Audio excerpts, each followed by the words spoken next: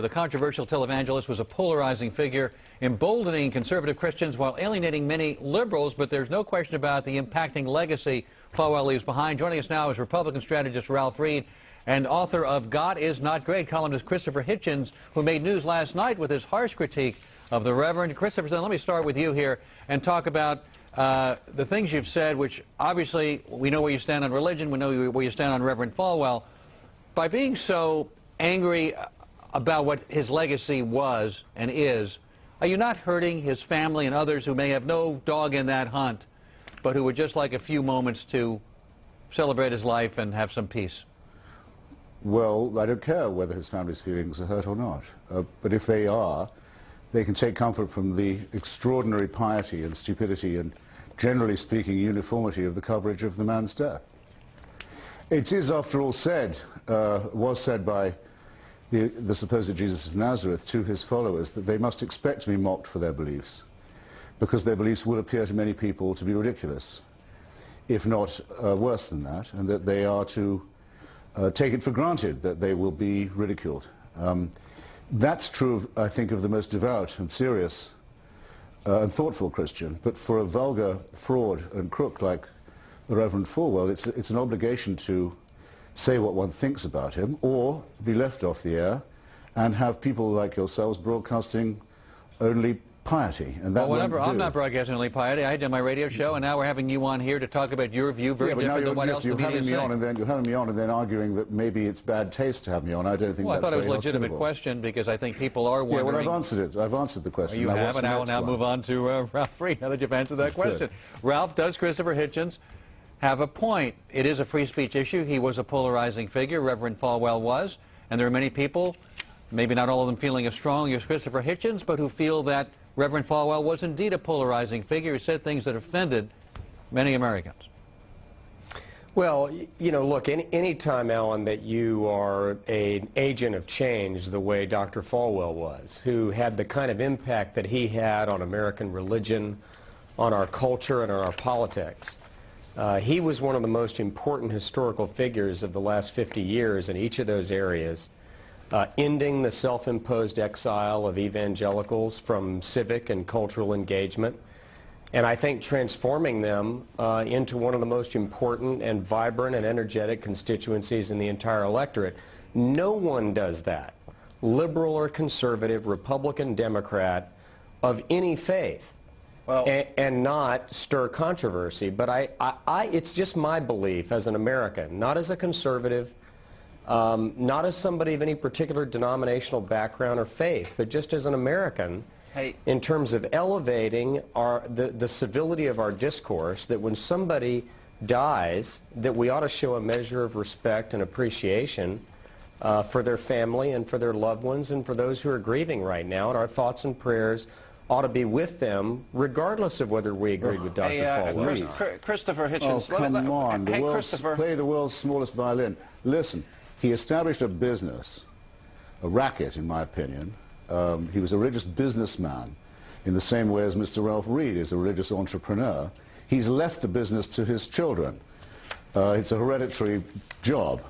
Let that console them. You can't have me on and say that I have to say, I'm terribly sorry he's dead. Hey, one reason you can't ask me to do that is because I am not. I think we have been rid of an extremely dangerous demagogue who lived by hatred of others and prejudice, and who committed treason by saying that the United States deserved the attack upon it and its civil society in September 2001 by other religious nutcases like himself. He profoundly and repeatedly apologized, and I'm sure you're perfect in your life. I'm sure you're perfect in your life, and that you've never made any mistakes. I've never committed treason like that. I don't believe in the sincerity of his apology. Let's look at the thoughtlessness and the mean-spiritedness of your very remarks that you've made about Reverend Fallwell. By all means. You think it's a pity that there isn't a hell for him to go to, you said. Yes, I do. On his death, you write, the discovery of the carcass of Reverend Fallwell on the floor of his obscure office is, almost zero significance, except for perhaps two categories of people, etc.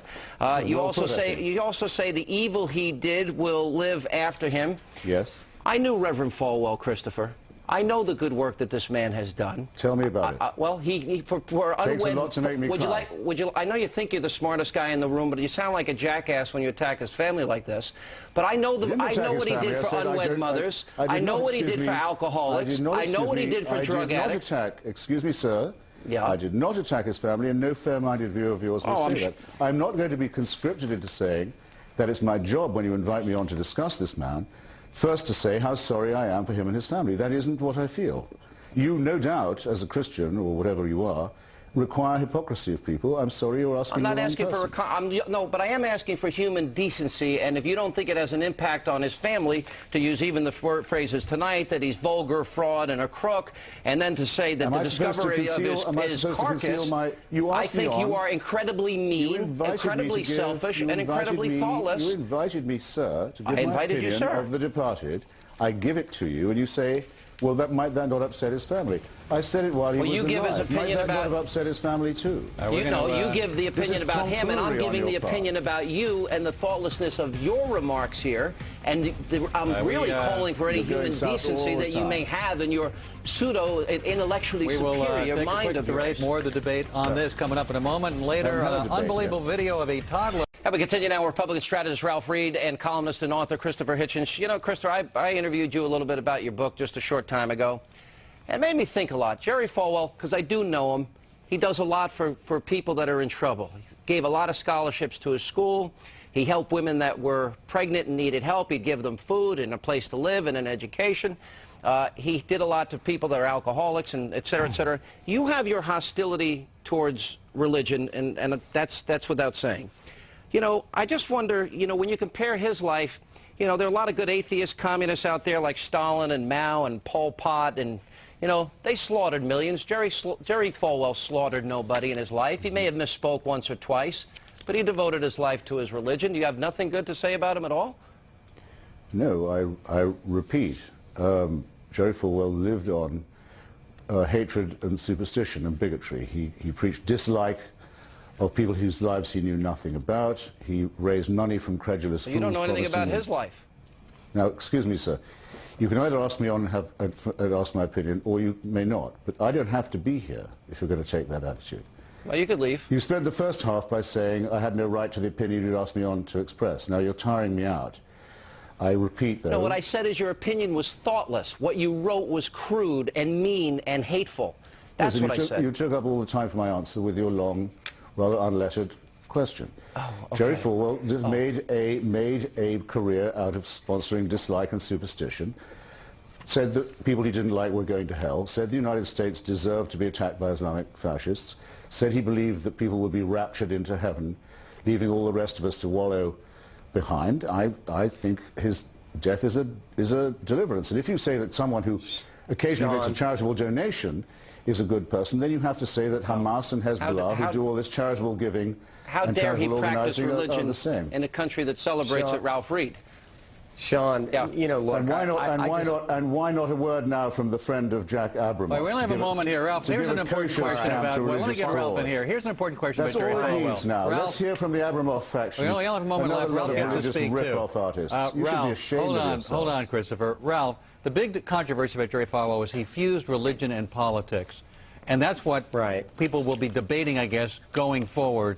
And after he said he would not do such a thing, would Jesus have advocated the GOP, and was he right to bring in and marry those two and give that impression? We only have a very short time left, Ralph.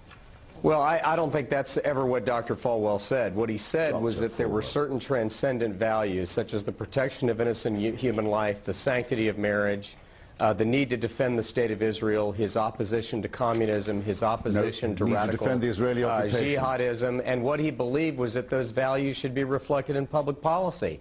And I think that, you know, when you have a community of Liberty University with its 10,000 students in residence, you have 22,000 members of his church, you have millions of others of people who looked up to him and admired him, I would really hope that people like Christopher would show the decency and respect to let those people mourn and remember his memory without being torn down and attacked. Tell it your business partner. Good try, Christopher. Tell it your personal friend of mine, and I'll miss him. When we come back, a toddler gets too close to a dancing performance in Times Square.